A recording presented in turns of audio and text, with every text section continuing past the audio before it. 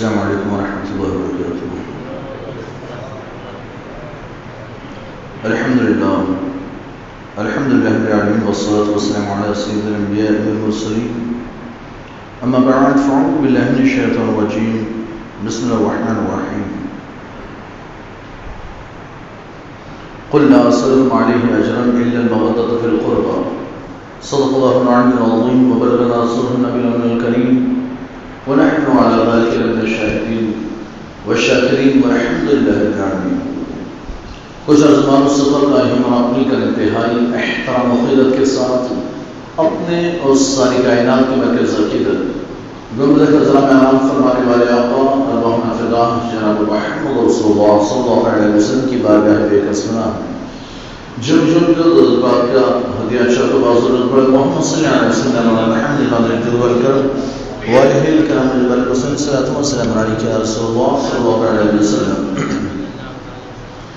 عزیزان ملت اسلامیہ، اللہ تبارک و تعالی اپنے محبوب کریم صلی اللہ علیہ وسلم کو حکم دیتا ہے، اے محبوب قل، اے محبوب آپ فرما دیں، آپ اپنی امت سے کہہ دیں لا اسألکم علیہ اجرا الا المودة فی القربى، میں اپنے تبلیغ و رسالت پر، میں اپنے دینی خدمات پر تم سے کوئی اجر نہیں چاہتا، تم سے کوئی بدلہ نہیں چاہتا، سوائے اپنے قرابت داروں کی محبت کے، اپنے رشتہ داروں کی محبت کے۔ اور یہ قرابت داروں کی محبت کا سوال یہ بھی اللہ تبارک و تعالیٰ نے اپنے محبوب سے کروایا۔ حضرت آدم علیہ السلام سے لے کر حضرت عیسیٰ تک سارے انبیاء کا ایک اعلان تھا، اور آپ جانتے ہیں تمام انبیاء کرام اللہ کے حکم ہی سے جو بھی بیان کرتے ہیں اللہ کے حکم سے۔ تو حضرت عیسیٰ تک جتنے بھی انبیاء کرام ہیں ہر ایک نے اعلان کیا لا اسألکم علیہ اجرا، ہم اپنی اس خدمات پر، ہم دین کی تبلیغ پر، تبلیغ رسالت پر ہم تم سے کوئی اجر نہیں چاہتے، اے قوم ہم تم سے کوئی اجر نہیں چاہتے، اے لوگوں ہم تم سے کوئی بدلہ نہیں چاہتے، ہمیں اجر اور بدلہ دینے والی ذات اللہ تبارک و تعالیٰ کی۔ تو ہر ایک نے صرف اتنا اعلان کیا لا اسألکم علیہ اجرا، ہمیں اس پر کوئی بدلہ نہیں چاہیے۔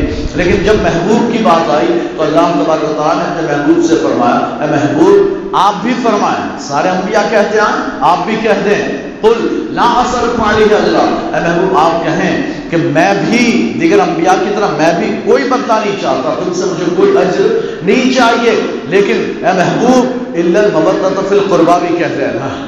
دوسرے نبیوں نے نہیں کہا، آپ کو کہنا ہے الا المودة فی القربى، میرے قرابت داروں رشتہ داروں سے محبت کرنا۔ گویا کہ اللہ کے رسول نے اپنی جانب سے نہیں کہا، حضور نے اپنی طرف سے نہیں کہا، اللہ نے کہلوایا محبوب یوں کہو۔ گویا کہ رسول نہیں چاہتے ہیں، رسول کا چاہنا نہیں کہ میرے قرابت داروں سے محبت کرو، اللہ کا چاہنا ہے کہ میرے رشتہ داروں سے محبت کرو۔ اللہ کا چاہنا ہے کہ رسول کے رشتہ داروں قرابت داروں سے محبت کرو، اور اس محبت میں رسول کا کوئی فائدہ نہیں، حضور کا کوئی فائدہ نہیں۔ آپ اگر حسنین سے محبت کرو رسول کا کوئی فائدہ نہیں، اگر آپ فاطمہ زہرا اور علی سے محبت کرو رسول کا کوئی فائدہ نہیں، اگر آپ سادات کی محبت اپنے دلوں میں رکھو، سادات سے محبت کرو، رسول کا کوئی فائدہ نہیں، فائدہ صرف اور صرف ہمارا ہے، فائدہ صرف ہمارا۔ اگر ہم سادات سے محبت کریں فائدہ ہمیں ہوگا، اگر ہم حسنین سے محبت کریں فائدہ ہمارا ہوگا۔ اللہ کے رسول صلی اللہ علیہ وسلم ارشاد فرماتے ہیں من یسر فاطمہ فیسرنی، جس نے فاطمہ کو خوش کیا اس نے مجھے خوش کر دیا، جس نے فاطمہ کو خوش کیا اس نے مجھے خوش کیا۔ تو اگر فاطمہ زہرا کو خوش کرنا ہے تو پھر حسنین کی خدمت کرنی ہوگی، حسنین سے محبت کرنی ہوگی، حسنین کی اولادوں سے محبت کرنی ہوگی، اور سادات سے محبت کرنی ہوگی۔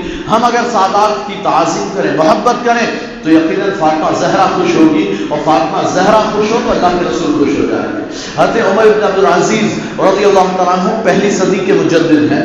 حضرت عمر بن عبدالعزیز جب خلیفہ ہوئے سن ہجری 99 میں آپ خلیفہ ہوئے، 101 میں آپ کی وفات ہو گئی، 2 سال 6 مہینہ آپ نے خلافت کی، لیکن یہ خلافت راشدہ ہے۔ حضرت عمر بن عبدالعزیز رضی اللہ تعالیٰ عنہ، اور پہلی صدی کے آپ مجدد بھی شمار کیے جاتے ہیں۔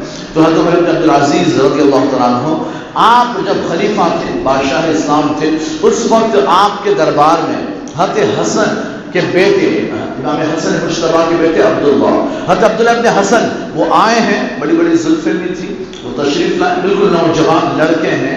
وہ جب آئے، حضرت عمر بن عبدالعزیز بزرگ آدمی ہے، بادشاہ ہے، خلیفۃ المؤمنین ہے، امیر المؤمنین، خلیفۃ المسلمین، آپ کھڑے ہو گئے، آپ نے حضرت عبداللہ ابن حسن کو اونچی جگہ بٹھایا، اپنے سے اونچی جگہ، اپنی جگہ آپ کو بٹھایا، اور پھر آپ کھڑے رہے۔ سارے جو درباری تھے، بنو امیہ کے بہت سے لوگ تھے، حضرت عمر بن عبدالعزیز کے خاندان کے لوگ، انہیں بڑا ناگوار گزرا، بڑا ناپسند آیا۔ نوجوان لڑکا، اس لڑکے کی اتنی تعظیم، اسے اتنا اونچا بٹھا دیا، بڑا تعجب ہوا اور ناپسند بھی ہوا۔ جب وہ عبداللہ بن حسن لوٹ گئے، جب واپس چلے گئے، جب گئے تو پھر ان کے خاندان کے لوگوں نے، بنو امیہ کے لوگوں نے کہا، آپ نے اس لڑکے کی اتنی تعظیم کیوں کی، اسے اتنا اونچا کیوں بٹھا دیا؟ حضرت عمر بن عبدالعزیز فرماتے ہیں، ایک بات بتاؤ، اگر فاطمہ زہرا اگر زندہ ہوتی اور یہ میرے پاس آتے اور میں ان کی یہ تعظیم کرتا، ان سے یہ محبت اور ان کی یہ خدمت کرتا، تو کیا فاطمہ زہرا خوش ہوتی؟ فاطمہ زہرا خوش ہوتی؟ کہاں، یقیناً فاطمہ زہرا خوش ہوتی۔ کہتے تو اللہ کے رسول ارشاد فرماتے ہیں، جس نے فاطمہ کو خوش کیا اس نے مجھے خوش کیا ہے، میں تو اپنے رسول کو خوش کر رہا تھا۔ تو یہ حضرت سادات سے محبت کرنا، ان کی تعظیم کرنا، یہ ہے اہل بیت سے محبت۔ ہم نے اہل بیت سے محبت کیا سمجھ رکھی؟ اہل بیت کی محبت مطلب امام حسن حسین، حضرت علی، فاطمہ، بس ان سے محبت کرنا نہیں۔ اہل بیت تو ساری قیامت تک کی حسنین کریمین کی نسل، یہ سادات کی نسل، یہ اہل بیت ہے، اور ان سے محبت کرنا یہ ہمارے اوپر ضروری ہے، ہم پر لازم کہ اللہ تبارک و تعالیٰ نے اپنے محبوب کے ذریعے سے اعلان فرمایا، اے محبوب اپنی امت میں اعلان فرما دیں کہ میرے قرابت داروں سے محبت کرو، میرے قرابت داروں اور رشتہ داروں سے محبت کرو۔ حضرت سید عبدالرحمن طباطبی رحمۃ اللہ تعالیٰ علیہ، آپ مصر کی ایک مسجد کے مؤذن تھے، ایک مسجد کے مؤذن تھے۔ وہاں شہر کا جو رئیس شہر جو تھے، حاکم وہاں کے، وہ یعنی کہ جمال الدین محمود ان کا نام تھا، وہ رئیس شہر کے حاکم، اور آپ ایک دن رات میں اچانک اٹھے، آپ نے اپنے کچھ وزراء، اپنے خدام کو لیا، نوکر چاکر کو لیا، کہا چلو ہمیں جانا ہے عبدالرحمن کے گھر۔ پہنچے سے عبدالرحمن کے گھر، دروازہ کھٹکھٹایا، انہوں نے دروازہ کھولا، دیکھا حاکم شہر، رئیس شہر میرے گھر کے دروازے پر۔ انہوں نے کہا اچانک رات میں آپ کی تشریف آئی، بڑی تعجب کی بات، آئے تشریف لائیں۔ وہ آئے، اب یہ کہ بھائی رئیس شہر ہے، کسی کے گھر یعنی کلیکٹر آدمی ہے، کسی کے گھر ایسے نہیں جاتا ہے نا، اس کی ایک شان ہے، تو اب یہ کہ وہ میرے گھر آ گئے تو بہرحال لے جا کر بٹھایا۔ اب حضرت جمال الدین محمود کہتے ہیں کہ سید صاحب آپ مجھے معاف کر دیں، آپ مجھے معاف کر دیں۔ کس بات پر معافی؟ کس بات کی معافی؟ کس بات پر معاف کر دوں؟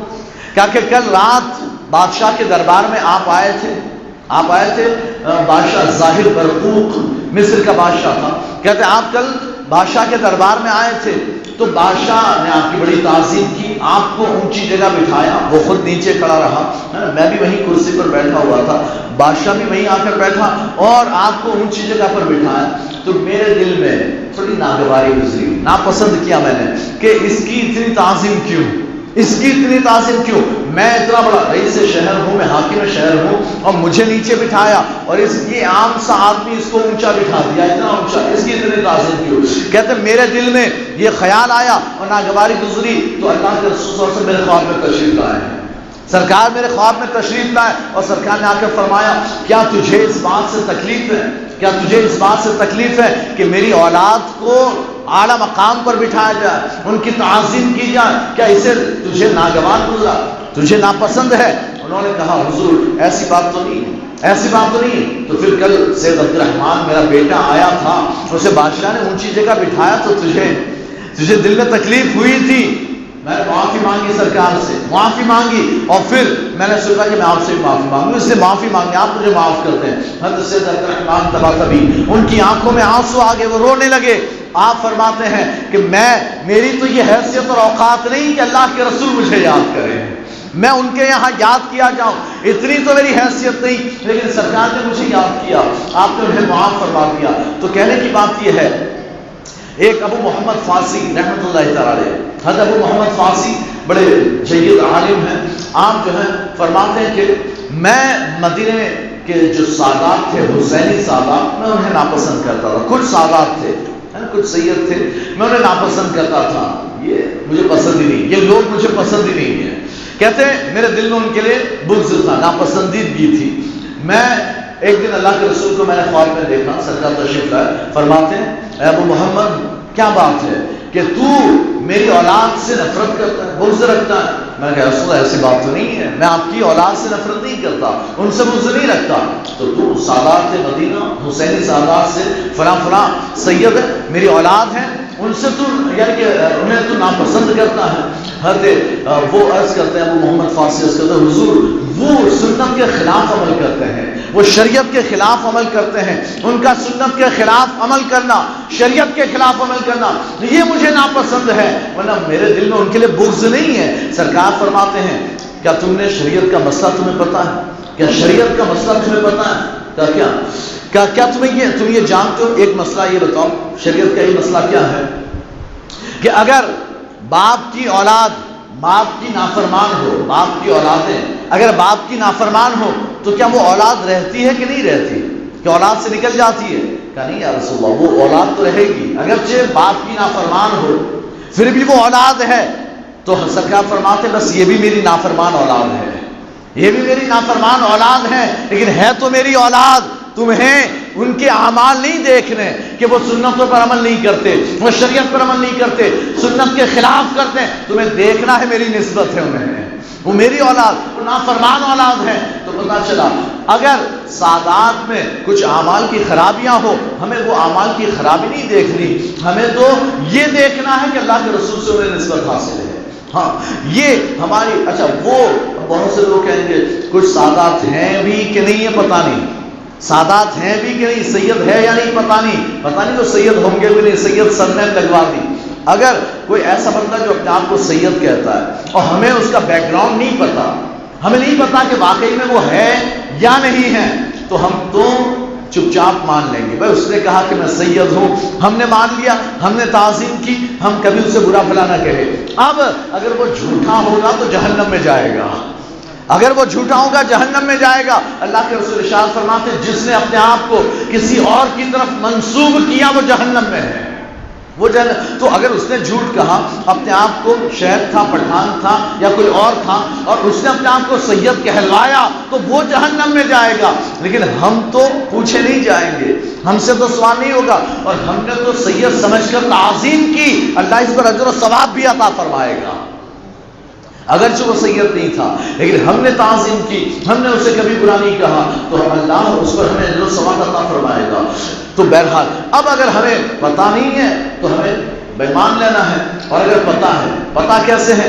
ہم جانتے ہیں کہ اس کے دادا، اس کے چاچا، اس کا پھلا، اس کا وہ، یہ سب تو وہی فلاں تھے، یہ تو شیخ تھے، انصاری تھے، پٹھان تھے، یا فلاں خلیفہ تھے، یہ تو وہ تھے، اور پھر اچانک یہ آدمی اب اپنے آپ کو سید لکھنے لگا، سید کہلانے لگا۔ اب تک تو باپ شیخ لکھتا آیا اور بیٹے نے سید لکھنا شروع کر دیا، اور ویسے یعنی منہ زبانی نہیں کہتے، واٹس ایپ پر آج کل ایسا رواج ہے کہ اپنا نام لکھتے ہیں واٹس ایپ پر، تو پھر یہ ہوتا ہے کہ باپ تو آج تک شیخ شیخ شیخ چلا رہا تھا، لیکن بیٹے نے اپنے آپ کو واٹس ایپ میں جو نام آتا ہے وہاں پر لکھنا شروع کر دیا، سید فلاں، اپنے نام کے ساتھ سید لگانا شروع کر دیا۔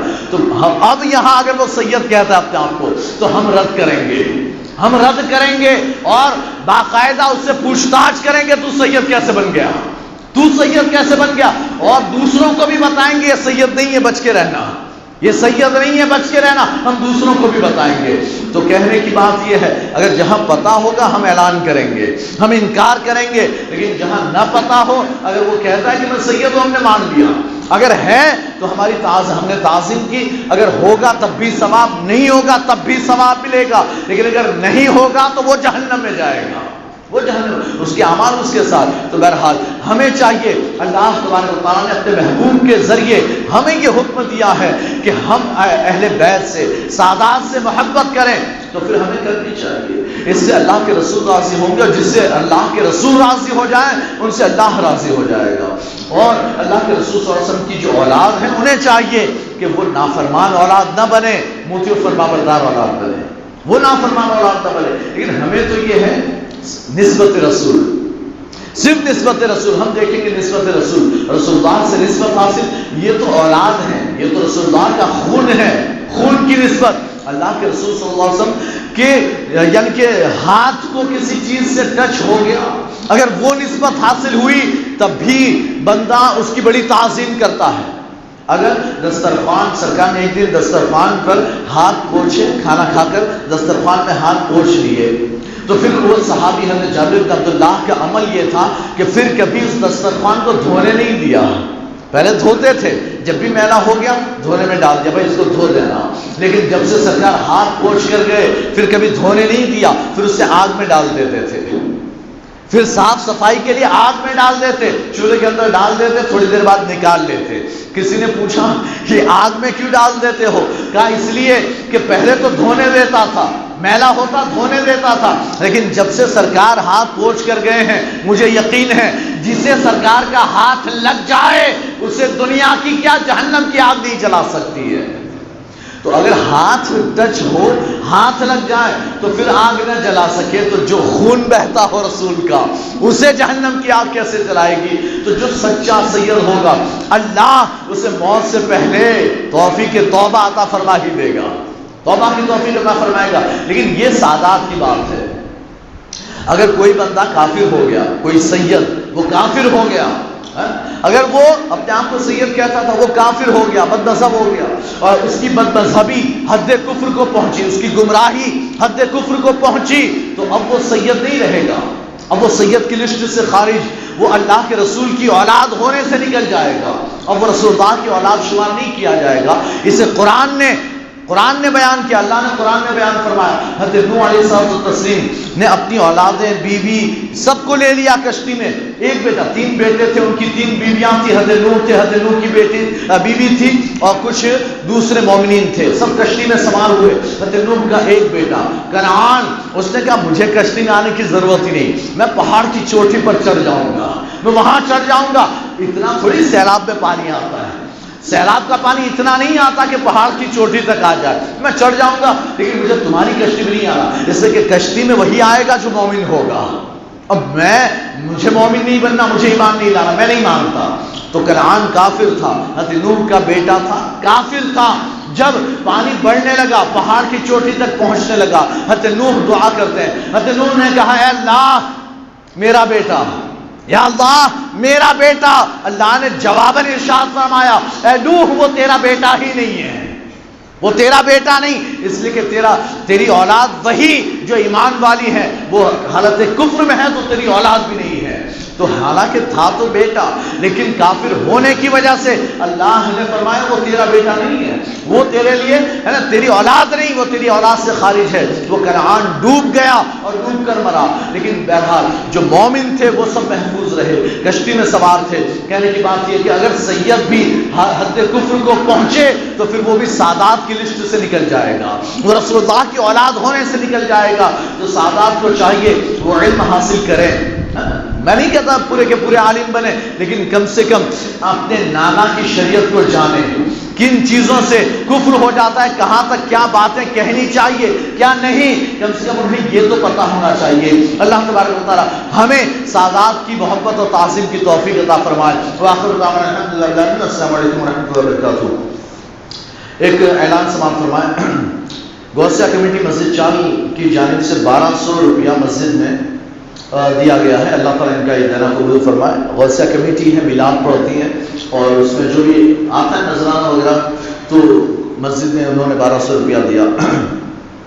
اور ایک اور اعلان بھی کہ میں نے کسی اور سے 5 لاکھ روپیہ قرضہ لے کر دیا ہے، تو یہ بھی ہے کہ یعنی اعلان ہے، وہ بھی لکھا ہوا ہے، پتہ ہے کہ میں بھول جاتا ہوں تو لکھ کر دے دیا. تو یہ کہ میں نے ایک دوسری یعنی پارٹی سے 5 لاکھ روپیہ قرضہ لیا ہے اور قرضہ لے کر میں نے دیا ہے، تو اب وہ قرضہ پھر ادا بھی کرنا ہے 6 مہینے کے بعد. ہمیں مدت بھی میں نے لیے 6 مہینے کی، تو انشاءاللہ وہ بھی ادا کریں گے نا انشاءاللہ. بات یہ ہے کہ ابھی کام یعنی چالو کرنا، تو میں نے قرضہ لے کر دے دیا. اب آپ کو بھی تھوڑا سا اس میں ہاتھ بٹانا ہے اور آپ بھی اس میں تھوڑی سی کوشش کریں. ہمارا یہ ایک چکر چلتا رہے، ہمارا انشاءاللہ ہال بنے گا، پھر اس کے بعد یہ ساری پریشانیاں ہماری دور ہو جائے گی، پھر سارا قرضہ بھی ادا ہو جائے گا انشاءاللہ. سارا قرض اللہ تعالیٰ انتظام فرمانے والا ہے، وہ کچھ نہ کچھ راستے پیدا فرمائی دے گا. تو آپ دعا بھی کریں کہ قرض جلد از جلد ادا ہو، اور ساتھ ہی ساتھ آپ بھی کوشش کریں. اب یہ کہ یہ قرضہ میں نے تو نہیں دیا، میری جیب سے نہیں آیا، میں نے نہیں دیا ہے، میں نے کسی اور سے لیا اور لے کر پھر دیا. تو اب یہ 5 لاکھ روپیہ دینے کا، قرض حسنہ دینے کا ثواب مجھے بھی ملے گا. 5 لاکھ قرضہ دینے کا ثواب مجھے ملنا شروع ہو گیا، کل ہی سے ملنا شروع ہو گیا. اب میرے نام اعمال میں کل سے 5 لاکھ دیے جانے کا ثواب شروع ہو چکا ہے. تو آپ لوگ بھی کوشش کریں. آپ دے سکتے ہیں چاہے چندہ، تھوڑا بہت چندہ دینا چاہے وہ دیں، قرض حسنہ دے سکتے ہو آپ وہ دیں، ایک مخصوص مدت کے لیے 6 مہینہ سال بھر کے لیے آپ دیں. اور اگر آپ نہیں دے سکتے، کسی اور سے دلوا سکتے ہیں تو آپ اس طرح سے دلوا سکتے ہیں. پر آپ کوشش کریں. اللہ تبارک و تعالیٰ ہمارے ان یعنی کہ اللہ کی راہ میں جو بھی ہم قربانیاں پیش کریں، دام دل میں قدر میں سخن ہے، جو بھی قربانی، یہ بولتا ہوں یہ بھی قربانی ہے، آپ سنتے ہیں وقت دیتے ہیں آپ کی یہ بھی قربانی ہے. اسی طرح سے ہم جو بھی اللہ کی راہ میں خرچ کرتے ہیں اپنا مال، یہ بھی قربانی ہے. اللہ تعالیٰ ہمیں زیادہ سے زیادہ اللہ کی راہ میں قربانیاں دینے کی توفیق عطا فرمائے. السلام علیکم ورحمۃ اللہ وبرکاتہ.